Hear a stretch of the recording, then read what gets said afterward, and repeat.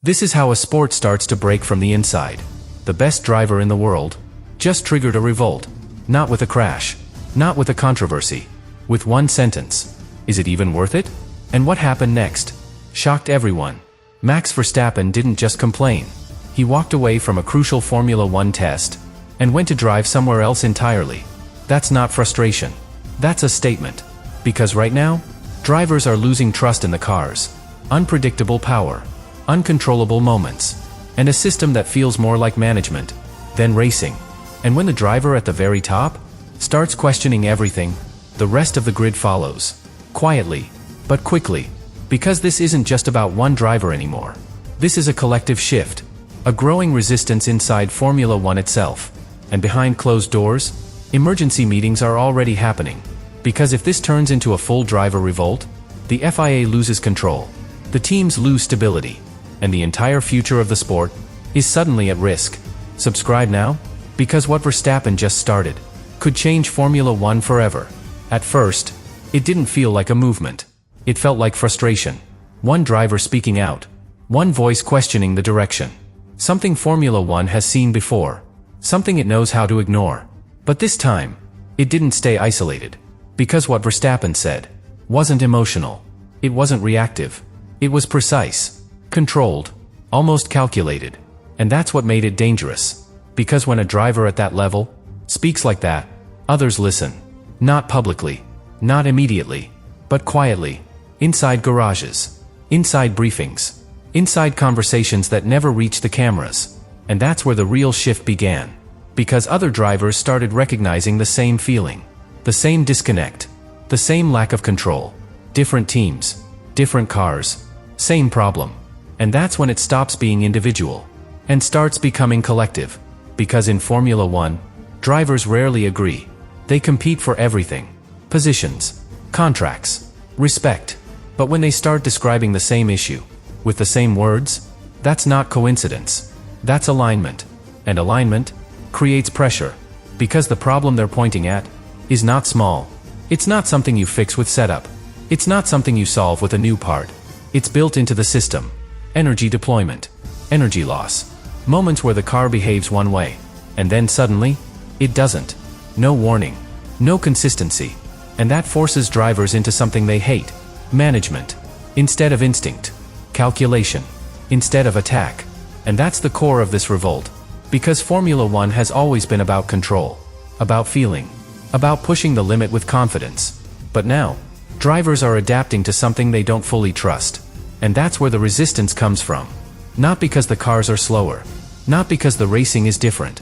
Because the experience is no longer what they signed up for. And Verstappen just made that visible.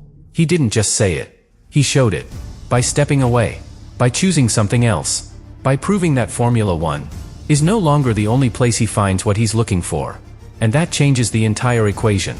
Because once the top driver shows he has options, others start realizing the same thing. Maybe not immediately. Maybe not openly. But the idea is there. And ideas like that spread. Slow at first. Then faster. Because now, this isn't just about fixing a car. It's about restoring something deeper. Something intangible. Trust. And without that, no amount of speed matters.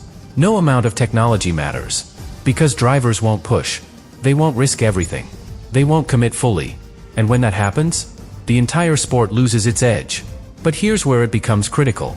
Because the FIA is now facing something very different. Not complaints. Not feedback. Collective pressure. And collective pressure forces action. But action under pressure is never simple.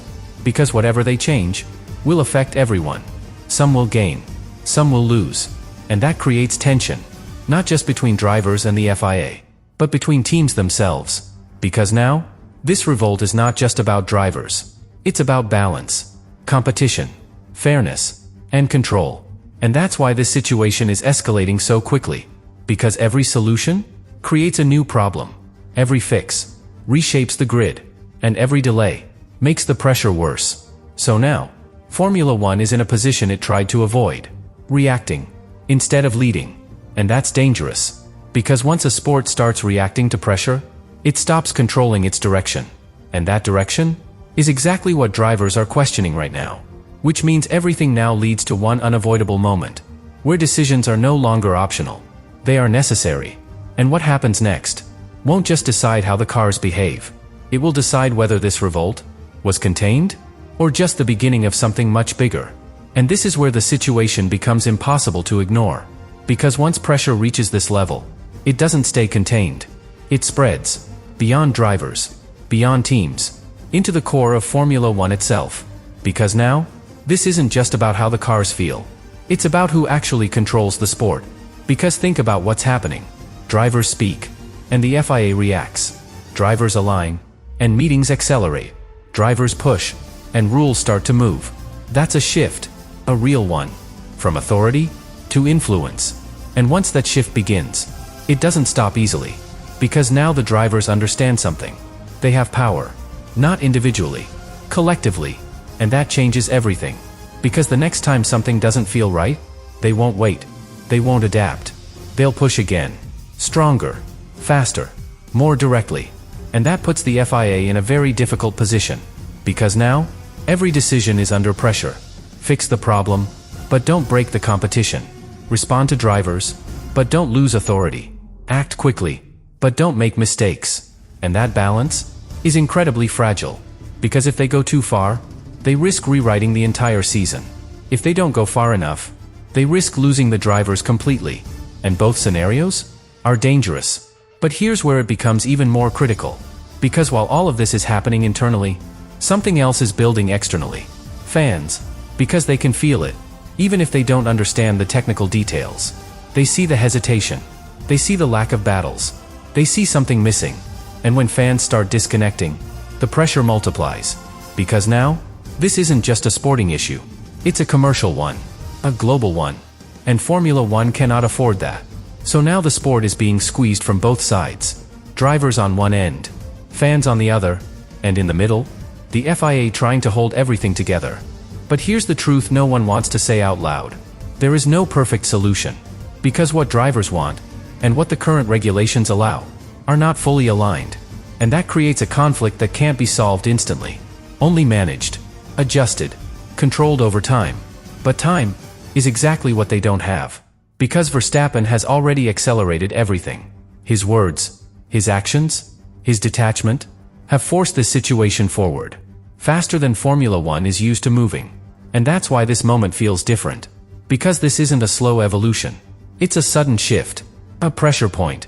Where decisions that normally take months must be made in days. And that increases the risk even more. Because rushed decisions create unintended consequences. And in Formula One, those consequences are never small. They affect performance, competition, and the entire balance of the grid. So now, everything leads to one final question. Not about rules, not about performance, not even about Verstappen alone. About the future. What kind of Formula One is this going to be? One where drivers feel in control, where instinct matters, where the edge is real, or one where systems dominate, where management replaces aggression, where drivers adapt instead of led. Because right now, the sport is sitting exactly between those two paths. And the next decisions, the next races, the next reactions, will decide which direction it takes.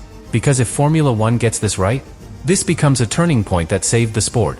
A moment where pressure forced improvement, where drivers were heard, where the balance was restored. But if they get it wrong, then this revolt doesn't end here. It grows, stronger, more unified, more difficult to control. And eventually, it forces a change that no one can reverse. Because once the drivers stop believing in the direction, they stop fighting for it. And when that happens, Formula One doesn't just lose control. It loses its identity. And that's the risk behind everything we're seeing right now. Not just a revolt, not just a crisis. A moment that could redefine what Formula One really is. And this is where everything finally converges. Because what started as frustration, what evolved into pressure, what now looks like a revolt, is actually pointing to something much deeper. A breaking point. Not just for drivers. For the entire system. Because Formula One has reached a place it has been moving toward for years. A place where technology and control have started to outweigh instinct. Where systems decide more than drivers. Where performance is no longer purely human. And that's the conflict at the center of everything. Because drivers like Verstappen, didn't build their careers managing limits. They built them breaking them, feeling the edge, controlling chaos. But now, that chaos is artificial, created by systems, by energy cycles, by limitations that remove control instead of enhancing it. And that's why this revolt feels different. Because it's not about one issue. It's about philosophy. What Formula One is supposed to be. And for the first time in years, that question is no longer agreed upon. Because on one side, there's the future, efficiency, sustainability, advanced technology, a sport that reflects where the world is going. But on the other side, there's identity, raw racing, driver instinct, unfiltered competition. And right now, those two visions are colliding. Hard, through drivers, through rules, through moments like this. And Verstappen is right at the center of that collision. Because he represents something very specific. Pure driving. No compromise. No negotiation. Just control. And when a driver like that starts questioning the sport, it forces everyone else to confront the same question. Is this still Formula One? Or is it becoming something else? And that's why this moment matters so much. Because it's not just about keeping one driver. It's about deciding which version of the sport survives. Because if Formula One moves too far toward control, too far toward systems, too far away from the human element, then it risks losing what made it special. But if it moves back, if it restores that balance, if it gives drivers control again, then this becomes something else entirely. A correction, a reset, a moment where the sport listened and evolved in the right direction. But here's the reality. That decision is happening right now. Not in the future. Not next season. Now. Through every meeting. Through every rule adjustment. Through every reaction to this pressure. Because every choice they make pushes the sport in one direction or the other. And there's no neutral ground anymore. Which brings everything back to one final moment. The next race. Because that's where all of this becomes visible. Where theory disappears. Where decisions show their consequences. Where drivers either feel in control again or don't. And if they don't, then this doesn't stop. This revolt grows. It strengthens. It becomes something that can't be contained quietly. Because once drivers unite around something fundamental, they don't step back. They push forward. Until something changes. Or something breaks. And that's the edge Formula One is standing on right now. Not just a competitive edge. A structural one. Because what happens next will decide whether this sport stays true to what built it, or transforms into something entirely different, and whether drivers like Verstappen choose to be part of that future, or walk away from it.